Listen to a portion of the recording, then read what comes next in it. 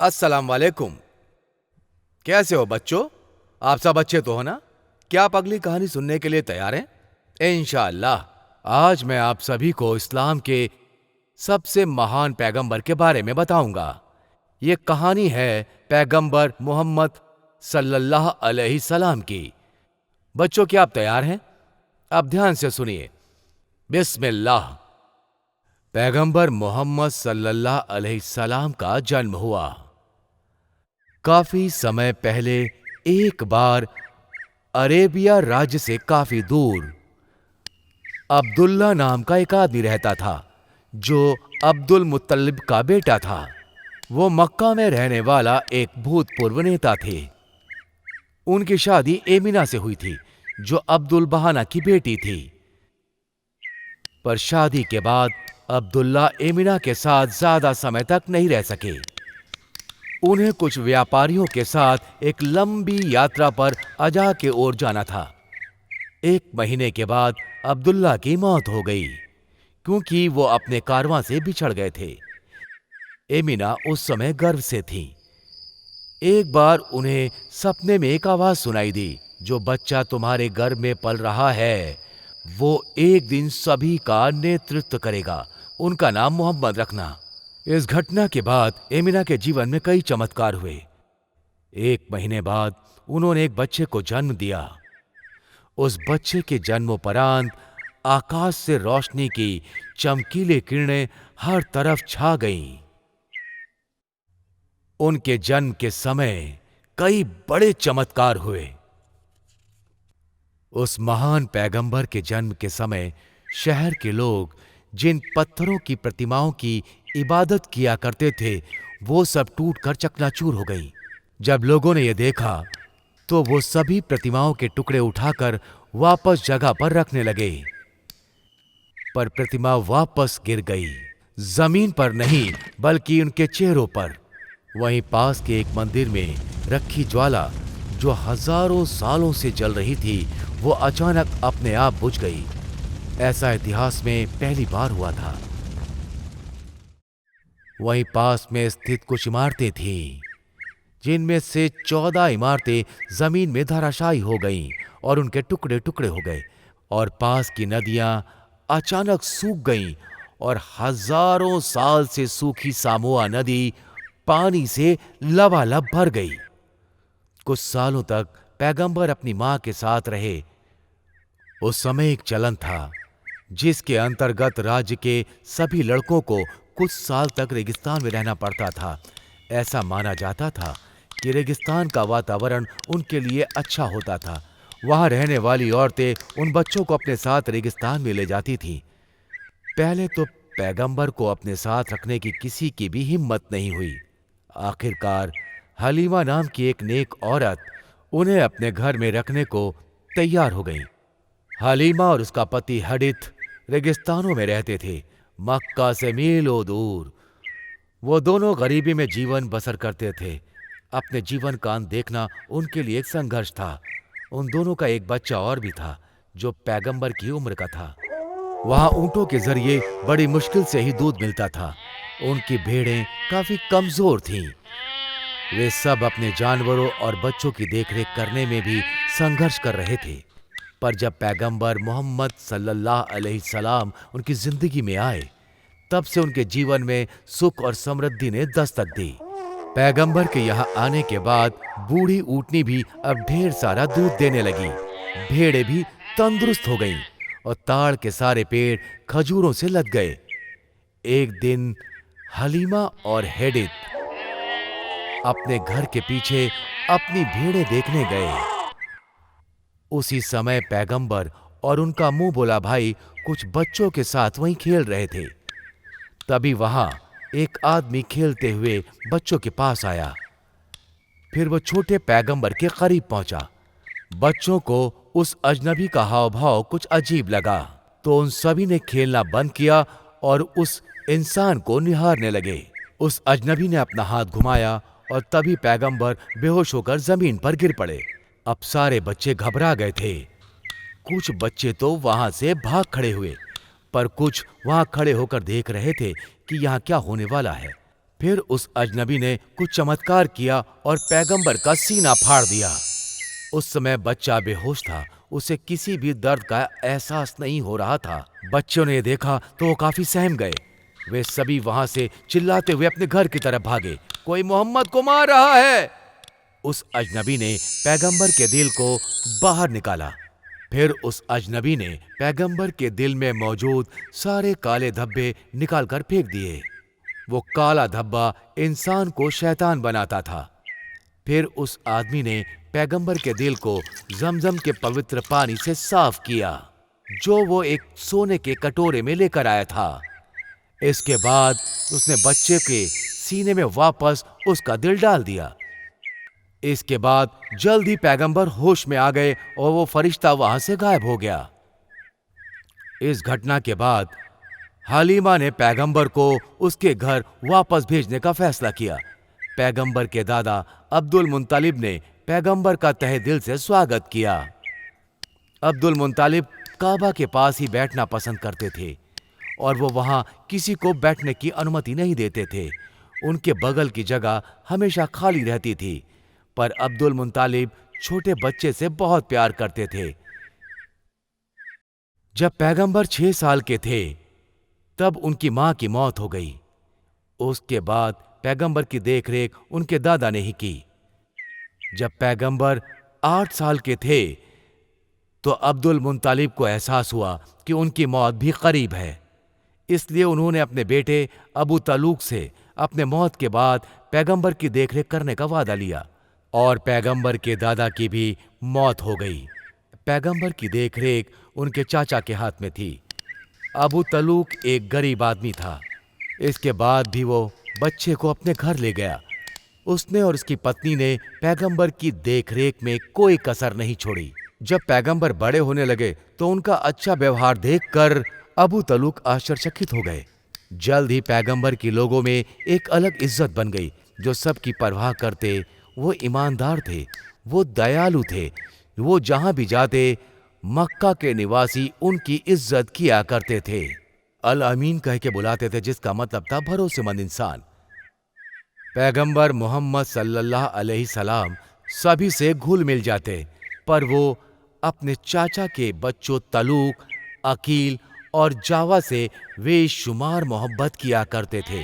जब तक उनके चाचा उन्हें व्यापार करने के लिए अपने साथ नहीं ले गए, उससे पहले वो उनकी भेड़ें चराते थे।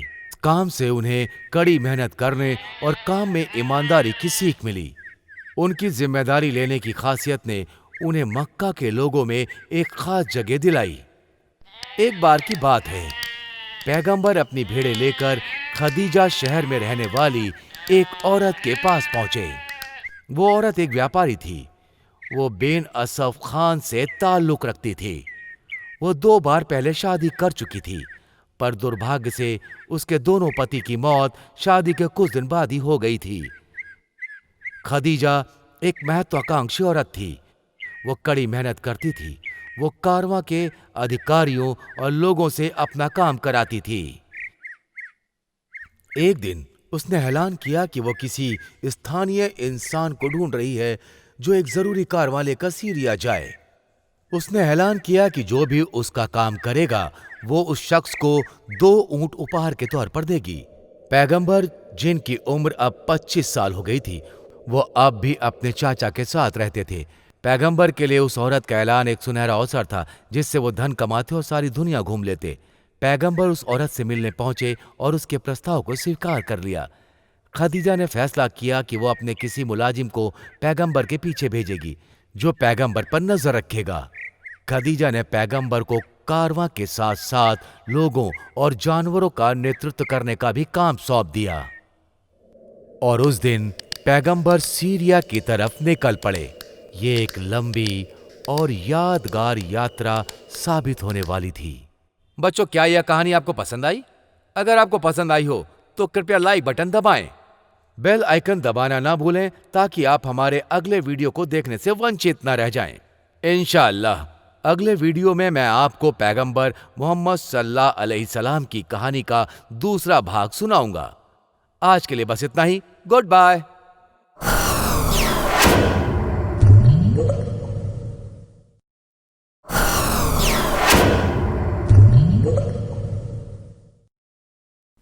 अस्सलाम वालेकुम।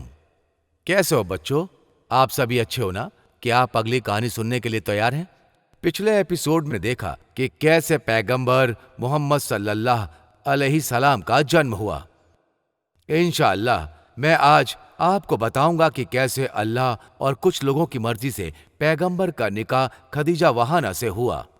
तो चलो सुनाता हूं। बच्चों, क्या आप तैयार हैं? आप ध्यान से सुनिएगा। बिस्मिल्लाह। पैगंबर मोहम्मद सल्लल्लाहु अलैहि सलाम एक व्यापारी बने।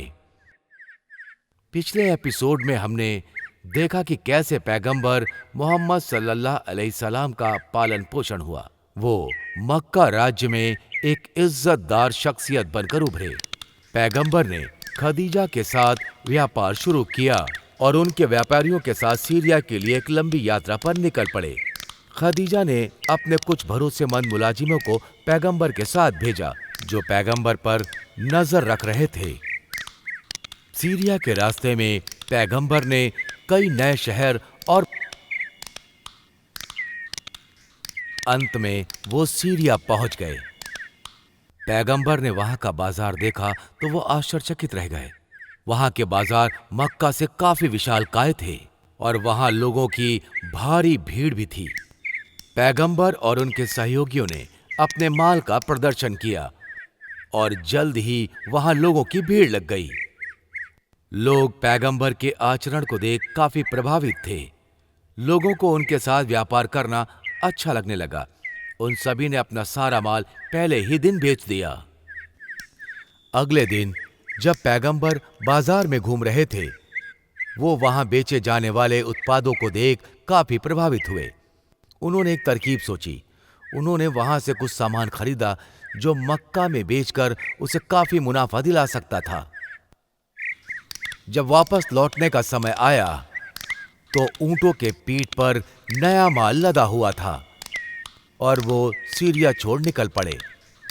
जब वो मक्का वापस पहुंचे तो लोग पैगंबर के नए माल को देखकर आश्चर्यचकित रह गए। पैगंबर ने सारा सामान खदीजा वहाना को सौंप दिया। सफर के बारे में उसे पूरी जानकारी दी।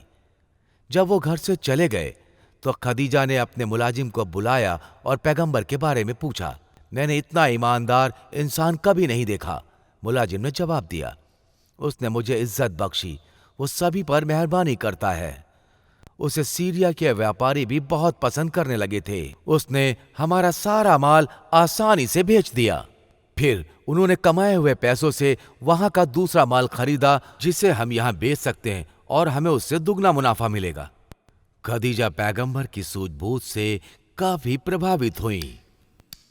उन्होंने ईमानदारी से पैगंबर को उनका हिस्सा पहुंचा दिया और उन्हें वापस बुलाया। खदीजा पैगंबर से बेशुमार प्यार करने लगी थीं, जबकि पैगंबर उनसे 15 साल छोटे थे, पर उसने पैगंबर से शादी करने की ठान ली। अगले दिन उसने अपनी बहन को पैगंबर के पास भेजा। उसने पैगंबर से पूछा कि तुमने अभी तक शादी क्यों नहीं की, जिस पर पैगंबर ने जवाब दिया कि मेरे पास इस सवाल का जवाब बिल्कुल नहीं है। अगर मैं तुम्हारे सामने खूबसूरत औरत का प्रस्ताव रखूं तो क्या तुम सहमत हो? कौन है वो? पैगंबर ने पूछा। जब उसने अपनी बहन का नाम लिया, ये सुनकर पैगंबर अचंभित रह गए। मैं उनसे शादी कैसे कर सकता हूं? वो इस शहर की एक अमीर और रियायती महिला है। वो मुझसे कहीं अमीर और सार्थक है। मैं तो एक गरीब गरड़िया हूं। इस पर बहन ने जवाब दिया, तुम इसके लिए परेशान मत हो, मैं सब संभाल लूंगी। जल्द ही पैगंबर खदीजा वहाना से मिले और उनसे निकाह कर लिया। ये इंसानी इतिहास की एक सबसे प्यारी, खुशहाल और सबसे पाक शादी की एक शुरुआत थी। इस शादी ने पैगंबर को बेशुमार मोहब्बत करने वाली औरत से जोड़ा, जो उसका ख्याल रखती, जिसने पैगंबर के जीवन में आशा की टिमटिमाती लौ जलाई, जिस बात का भरोसा किसी को न था। उसके बाद कुछ दिन तक पैगंबर ने समृद्धशाली जीवन यापन किया। शादी के बाद उनके 6 संतानें हुईं, जिसमें 2 बेटे और 4 बेटियां थीं, पर उनका कोई भी बेटा जीवित नहीं बचा। उन दोनों की मौत उनके बचपन में ही हो गई थी। अपने बेटों की मौत से पति पत्नी को एक बड़ा आघात पहुंचा। उनकी बेटियां जीनब, अलिया, जीनत और सबसे छोटी फातिमा ही उनके जीने का सहारा बनी। काफी साल गुजर गए। मक्का शहर में अचानक बाढ़ आ गई, जिसकी वजह काबा सहित कई इमारतें धराशायी हो गईं, जिससे सभी घबरा गए। सब यही चाहते थे कि काबा की मरम्मत जल्द से जल्द हो, पर वो घबरा रहे थे कि अगर वो उस दीवार के पास गए तो वो दीवार उन सभी के ऊपर ना गिर जाए। उन सभी ने काफी दिनों तक इंतजार किया, पर किसी की इतनी हिम्मत नहीं हुई कि वो दीवार के करीब जाए। एक दिन कलान के नेता अल वालिद अल महिरा भीड़ को चीरते हुए आगे आए। उन्होंने कुल्हाड़ी उठाई और काबा के किनारे वाली दीवार पर दे मारी। जैसे ही दीवार में दरार पड़ी, पूरी दीवार जमीन पर ढह गई। सभी अचंभित हो गए। उन सभी ने अल महिरा की तरफ देखा कि कहीं उन्हें कोई चोट तो नहीं पहुंची। सभी कुछ देर तक इंतजार करते रहे, पर उनके नायक को खरोच तक नहीं आई। जब नेतागण ने यह सब देखा तो उन्हें भरोसा हो गया और उन सभी ने काबा की मरम्मत करने का फैसला किया। उन सभी ने फैसला किया कि कलान के सदस्य बारी बारी करके काबा की मरम्मत करेंगे। एक पत्थर से काबा की दीवारें पत्थरों से ढक गईं। जब कार्यकर्ता काम करते करते जमीनी सतह पर पहुंचे तो उन्हें वहां सतह पर हरे रंग के पत्थरों से बनी अंतर्निहित नींव दिखी।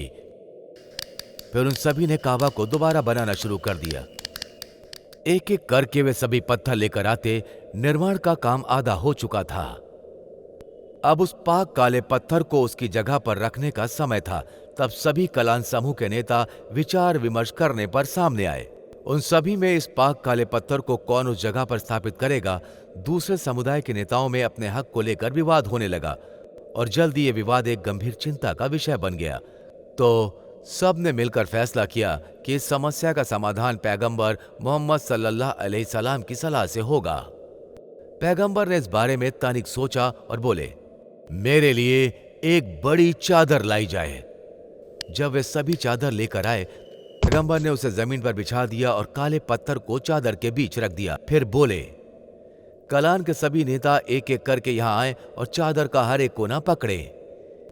एक एक करके नेता वहां आए और उन्होंने चादर के कोने को पकड़ा। पैगंबर उन सभी को काबा के पास ले गए। सभी काले पत्थर को लेकर वहां पहुंचे। फिर सभी ने मिलकर काले पत्थर को सही जगह पर रख दिया। वहां किसी का तिरस्कार नहीं हुआ। कलान के सभी नेताओं ने इसमें हिस्सा लिया। वहां के बुजुर्ग भी इस बात से खुश थे और इस सभी ने इस फैसले की इज्जत की। पैगंबर हमेशा गरीबों और जरूरतमंदों की मदद करते थे। उस समय अबू तालिब का बुरा दिन चल रहा था, पर पैगंबर ने अपने खजाने से उनका सारा कर्जा चुका दिया। पैगंबर ने अपने चाचा के बेटे अली की शिक्षा दीक्षा का ध्यान भी दिया करते थे। एक साल बाद पैगंबर ने अपने चाचा के दूसरे बेटे अकील को भी गोद ले लिया। समय बीतता चला गया। अब पैगंबर 30 साल के हो चुके थे। उस समय अरेबिया राज्य में आए दिन अलग अलग धर्मों के लोगों में युद्ध छिड़ जाता था। लोगों का समूह उस समय सूर्य, चंद्रमा और आग की इबादत करता था और कुछ दूसरे समूह के लोग प्रतिमाओं की इबादत किया करते थे। वे सभी एक दूसरे से लड़ते झगड़ते, अपने धर्म को ऊंचा बताते। पैगंबर मोहम्मद सल्लल्लाहु अलैहि सलाम ने किसी भी समूह में कभी भाग नहीं लिया जो सूर्य, चंद्रमा और आग की इबादत करते, बल्कि वह किसी भी प्रतिमाओं की इबादत में हिस्सा नहीं लेते। पैगंबर 30 साल की आयु में पहुंचे। वो बहुत परेशान थे। वो ये जानना चाहते थे कि उनका जन्म क्यों हुआ और उनका इस धरती पर आने का क्या उद्देश्य है। वो इस सच को जानने के लिए दिन रात भटकते रहे। वो इस कश्मकश में भटकते रहे। फिर पैगंबर ने धीरे धीरे व्यापार और इस शहर से अपना नाता तोड़ लिया। बच्चों, आपको ये कहानी पसंद आई? अगर आपको ये पसंद आई तो कृपया लाइक और सब्सक्राइब बटन दबाएं। बेल आइकन दबाना ना भूलें ताकि आप हमारे अगले वीडियो को देखने से वंचित ना रह जाएं। इंशाअल्लाह कल मैं आपको पैगंबर मोहम्मद सल्लल्लाहु अलैहि सलाम की दूसरी कहानी सुनाऊंगा। आज के लिए बस इतना ही। Good bye.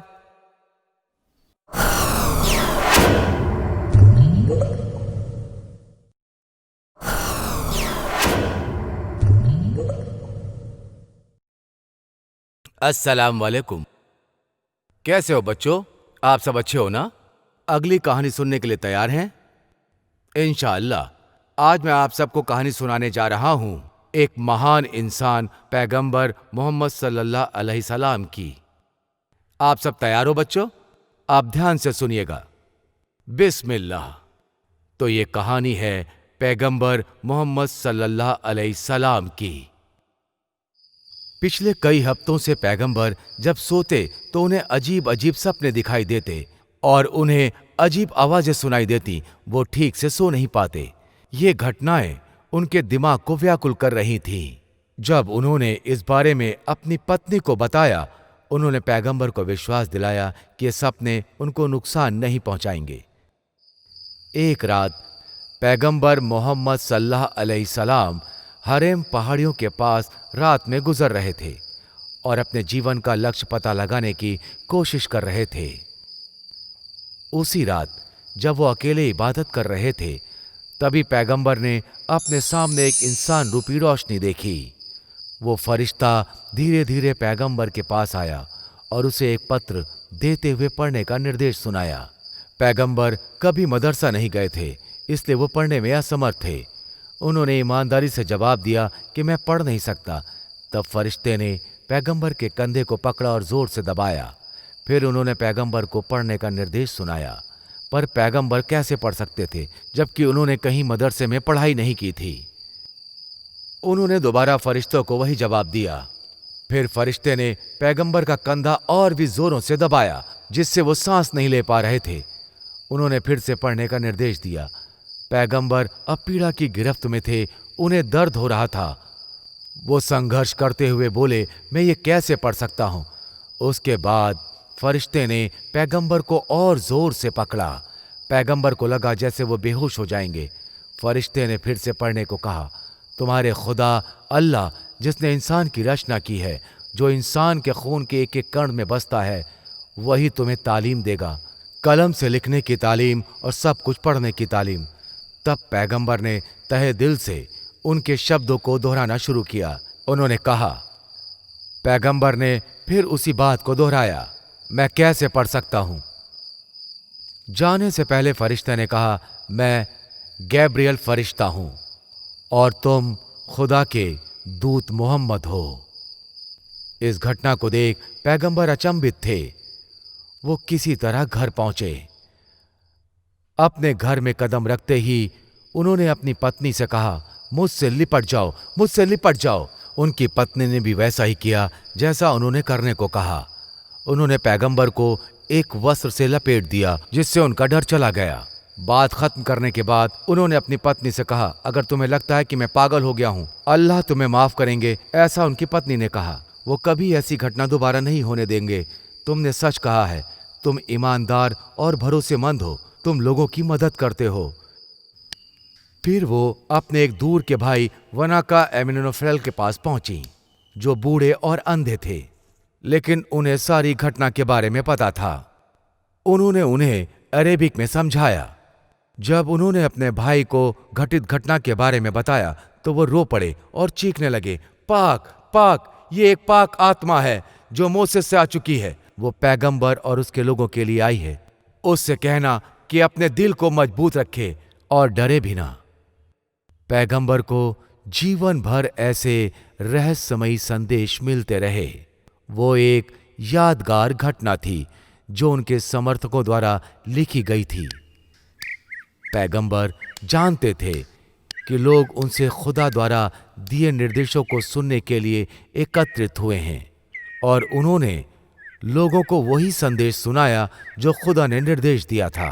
कुछ सालों तक पैगंबर अपने परिवार और करीबी लोगों को खुदा का संदेश सुनाते रहे।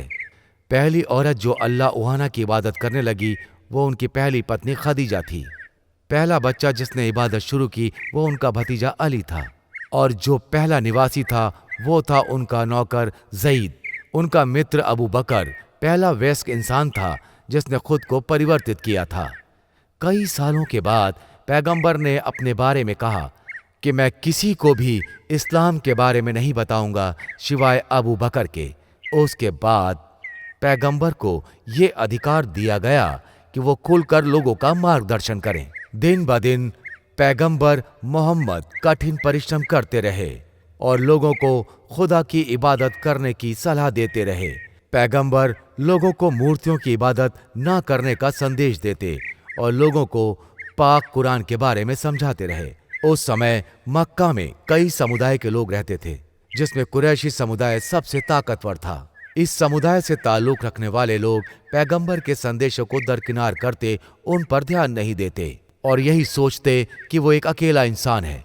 पर समय बीतने के बाद उन लोगों ने देखा कि पैगंबर के समर्थकों की संख्या बढ़ रही है। अब ये सभी पैगंबर के नक्शे कदम पर चलने लगे। रात दिन पैगंबर लोगों का मार्गदर्शन करते। वो कुरान के संदेश लोगों तक पहुंचाने के लिए मीलों दूर तक चले जाते बिना थके, जिसका परिणाम ये हुआ कि कई लोगों ने मूर्तियों की इबादत छोड़ दी, खुदा की इबादत करनी शुरू कर दी और इस्लाम में परिवर्तित हो गए। पैगंबर मोहम्मद सभी पर दया बनाए रखते थे, खासकर गरीबों पर। वो सभी की सहायता करते, बूढ़े, जवान और अमीर, वो सभी को इज्जत देते और उनकी सहायता करते। शहर में एक बूढ़ी औरत रहती थी जो पैगंबर की विरोधी थी। जब भी पैगंबर उसके घर के सामने से निकलते तो वो औरत उनके सामने घर की गंदगी फेंक देती। पैगंबर हर रोज उसके घर के सामने से निकलते, क्योंकि उसका घर मस्जिद के रास्ते पर था। ऐसा रोज होता और हर बार वो औरत उनके सामने गंदगी फेंकती। पैगंबर चुपचाप वहां से निकल जाते। वो उस पर कभी गुस्सा नहीं करते और ना ही उसे कुछ जवाब भी देते। और यह सिलसिला काफी दिनों तक चलता रहा। हर रोज की तरह पैगंबर उसी रास्ते से मस्जिद की तरफ जा रहे थे। वो उस औरत के घर के सामने से निकले, पर आज उनके ऊपर किसी ने गंदगी नहीं फेंकी। पैगंबर रुके और उन्होंने उसके एक पड़ोसी से पूछा कि वो औरत कहाँ है। पैगंबर की बात सुनकर पड़ोसी अचंभित रह गया, सोचने लगा कि पैगंबर उसके बारे में क्यों पूछ रहे हैं। पड़ोसी ने पैगंबर को बताया कि वो औरत बीमार है और वो अपने बिस्तर पर है। पैगंबर ने कुछ सोचा और उस बूढ़ी औरत से मिलने का निर्णय लिया। बूढ़ी औरत ने पैगंबर को अपने घर में आने की अनुमति दे दी। उस औरत को लगा कि पैगंबर उससे बदला लेने आए हैं। पैगंबर ने उसे देखा और मुस्कुराए और बोले कि मैं यहां बदला लेने नहीं आया हूं। उन्होंने कहा कि मैं तुम्हारी जरूरत पूरी करने आया हूं। उन्होंने कहा अल्लाह ने उन्हें जरूरतमंदों और गरीबों की मदद करने का निर्देश दिया है। ये सुनकर बूढ़ी औरत पैगंबर के रहमो करम की कायल हो गई। पैगंबर की महानता का उसे अनुमान हो गया और वो पैगंबर के बारे में सोचने लगी कि वो एक सच्चा और दयालु इंसान है। उसे एहसास हो गया कि इस्लाम से बड़ा कुछ भी नहीं होता है। उसने इस्लाम को कबूल कर लिया। अल्हम्दुलिल्लाह। तब मौलवियों और कुरैशी समुदाय के लोगों ने पैगंबर को नीचा दिखाने की ठान ली और पैगंबर को अपने समुदाय में मिलाने की कोशिश की। उन्होंने उताना हबीब को पैगंबर से मिलने के लिए भेजा। उन्होंने पैगंबर को धन, रक्षा और संपत्ति की लालच दी और बोले कि हम तुम्हें किस्मत से भी ज्यादा देंगे। उसने ये भी प्रस्ताव रखा कि वो लोग पैगंबर को अपना राजा नियुक्त करेंगे। पैगंबर चुपचाप सुनते रहे। फिर पैगंबर ने उसे सूरत फुस्सिलात की 13 कविताएं सुनाई। उन्होंने अल्लाह सुब्हानल तआला की इबादत की और उसे खुदा की ताकतों, उनकी दयालुता और उनके रहमो करम के बारे में भी बताया। फिर पैगंबर ने उन्हें याद दिलाया कि आड़ और थामूर के लोगों के साथ क्या हुआ था। जब पैगंबर ने अपना पाठ खत्म किया और फिर पैगंबर ने कहा, तुम्हारे आकाओं को मेरा ये जवाब सुना देना और तुम वही करना जो तुम्हें उचित लगे। फिर उसे पैगंबर की महानता का एहसास हो गया। उसके बाद उसने पैगंबर को समझाने की कोशिश कभी नहीं की। क्या आपको ये वीडियो पसंद आया बच्चों? अगर पसंद आया तो लाइक और सब्सक्राइब का बटन दबाना ना भूलें, ताकि आप हमारे आने वाले वीडियो से वंचित ना रह जाएं। उसके लिए नोटिफिकेशन का बेल भी दबाएं। आज के लिए बस इतना ही। कल के एपिसोड में मैं आपके लिए एक नई कहानी लेकर के आऊंगा। Good bye.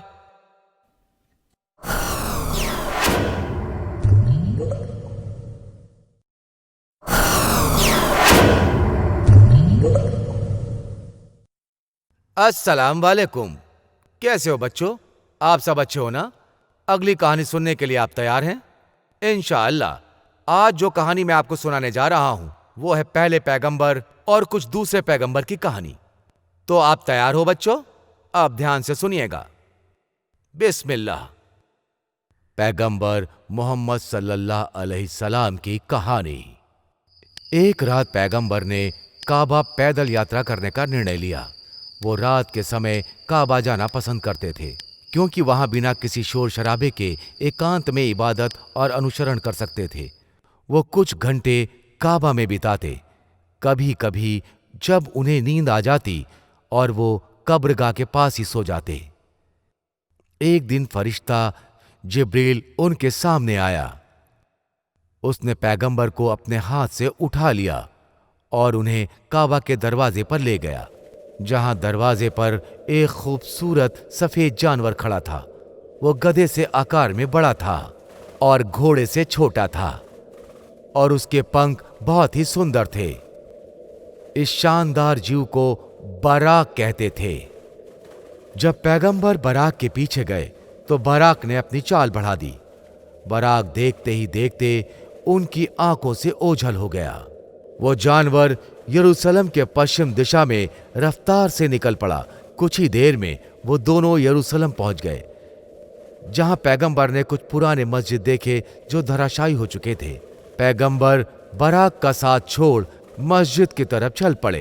पैगंबर अब बराक को भूल गए और मस्जिद के अंदर चले गए, जहां पर वो सभी पुराने पैगंबरों से रूबरू हुए, जहां उन्हें अपने पिता तुल्य इब्राहिम अलैहिस्सलाम, ईसा अलैहिस्सलाम, मूसा अलैहिस्सलाम, दाऊद अलैहिस्सलाम और सभी पैगंबरों को वहां मौजूद पाया, जिनकी आत्मा को धरती पर दोबारा भेजा गया था। सभी पैगंबरों ने पैगंबर मोहम्मद सल्लल्लाहु अलैहि सलाम का अभिवादन किया और उन्हें सम्मान दिया। फिर वो सभी पैगंबर के पीछे बैठ गए और सभी ने इबादत करना शुरू की। इबादत के पश्चात फरिश्ते ने पैगंबर को निर्देश दिया कि पैगंबर दोबारा बराक के साथ यात्रा पर जाएं। वो एक शानदार जीव पैगंबर को एक ऊंची और रहस्यमयी पहाड़ियों पर ले गया। वो दोनों आसमान की ऊंचाइयों में पहुंच चुके थे। ये एक बहुत ही अच्छी यात्रा थी, जिसे दो योद्धा मिलकर पूरी करने वाले थे। पैगंबर को एहसास हो गया था कि उन्हें जन्नत की ओर भेजा जा रहा है। वो दुनिया आकिमा के नाम से जानी जाती थी, या दूसरी दुनिया कहते थे।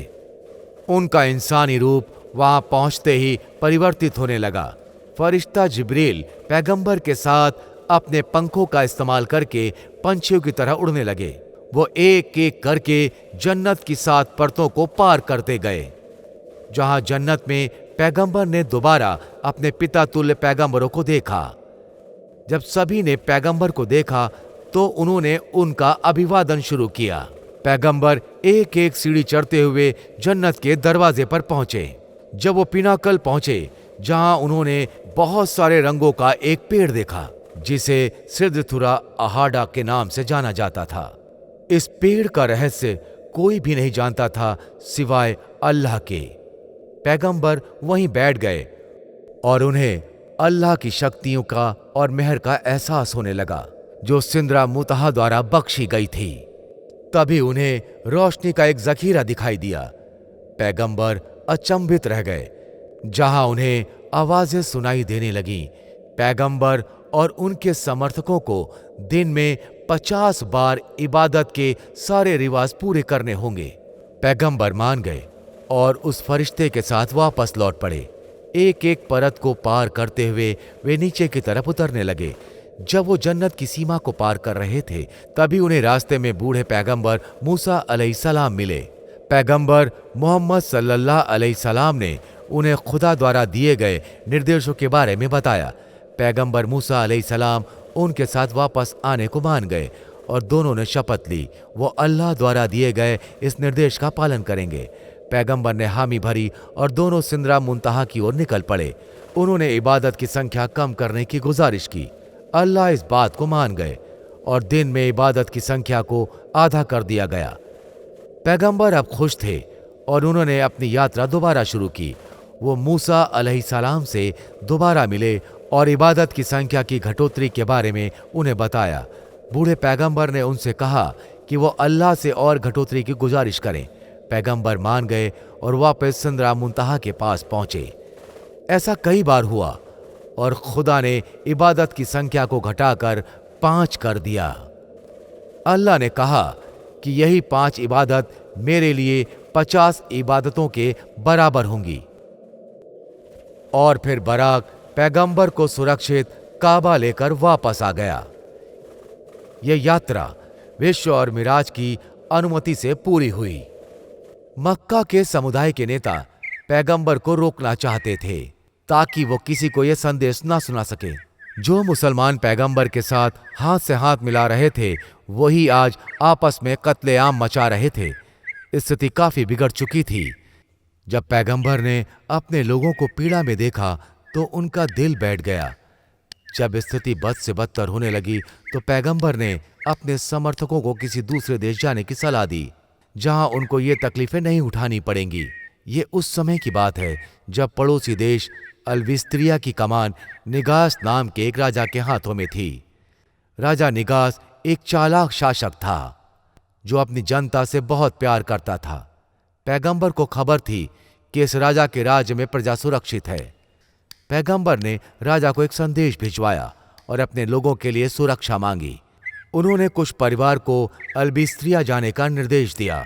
लोग उनकी बात मान गए और रात में ही अपना घर बार छोड़कर वहां के लिए निकल पड़े। सभी लोग राजा के महल पहुंचे ताकि राजा उन्हें अपने साम्राज्य में रहने की जगह दे सकें। जब राजा उन सभी से मिले उन्होंने सभी का स्वागत किया और उनकी सुरक्षा का बीड़ा उठाया। जल्द ही कई परिवार उसी राह पर निकल पड़े। देखते ही देखते पूरा जन सैलाब उस देश की ओर निकल पड़ा। जल्द ही 100 से भी ज्यादा परिवार वहां पहुंच गए। उस समय पैगंबर ने अपने समर्थकों की हर मुमकिन सहायता की, पर कुछ समर्थक ऐसे थे जो उनके विरोधी थे। बिन हमीद नाम का एक शख्स इस्लाम का कट्टर दुश्मन था। जब उसने इस्लाम की पूरी जानकारी ली तो उसने इस्लाम को कबूल करने का निर्णय ले लिया। कुरैशी नेता इस बात से बहुत नाराज हुए। उन्होंने पैगंबर की हत्या करने की योजना बनाई। एक रात उन्होंने कुछ लोगों को पैगंबर के घर उनकी हत्या करने के लिए भेजा। जब पैगंबर को उनकी योजना के बारे में पता चला तो उन्हें एहसास हो गया कि उनका मक्का छोड़ने का समय आ गया है। हमलावर दीवार की तरफ इकट्ठा हुए और पैगंबर के बाहर आने का इंतजार करने लगे। वो पेट्रा की रात थी। पैगंबर ने देश छोड़ने की बात उन्होंने अली अलैहिस्सलाम से कही। उन्होंने बताया कि हमलावर पैगंबर का बाहर इंतजार कर रहे हैं। पैगंबर ने अली अलैहि से कहा, अगर तुम मेरी जगह मेरे बिस्तर पर सो जाओ तो हम उन हमलावरों को संदेह में डाल सकते हैं। इस पर अली ने दूसरा सवाल पूछा, अगर मैं आपकी जगह आपके बिस्तर पर सो गया तो क्या आपका जीवन सुरक्षित रहेगा? पैगंबर ने हाँ में जवाब दिया। फिर अली ने अल्लाह सुब्हानल ताला का शुक्रिया अदा किया और पैगंबर की जगह वो खुद सो गए और बिना हिचकिचाए उन्होंने अपने आप को पैगंबर के कंबल से ढक लिया। अली की वजह से ही पैगंबर बिना किसी संज्ञान में वहां से निकल गए। जब तक हमलावर इसके बारे में जान पाते तब तक पैगंबर मक्का से काफी दूर जा चुके थे।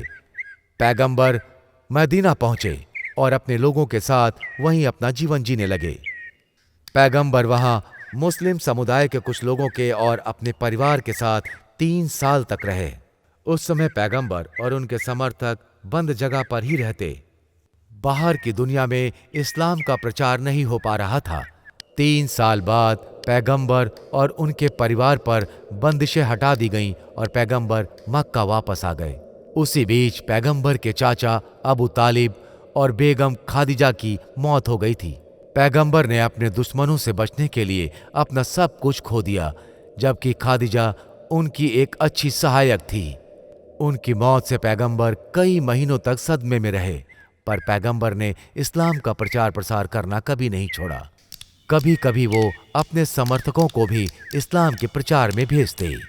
बच्चों, आपको ये वीडियो पसंद आया? अगर पसंद आया है तो लाइक और सब्सक्राइब का बटन दबाएं और साथ में बेल आइकन बटन भी दबाएं ताकि आप हमारे आने वाले वीडियो से अपडेट रहें। आज के लिए बस इतना ही। कल के एपिसोड में मैं आपके लिए एक नई कहानी लेकर के आऊंगा। Good bye.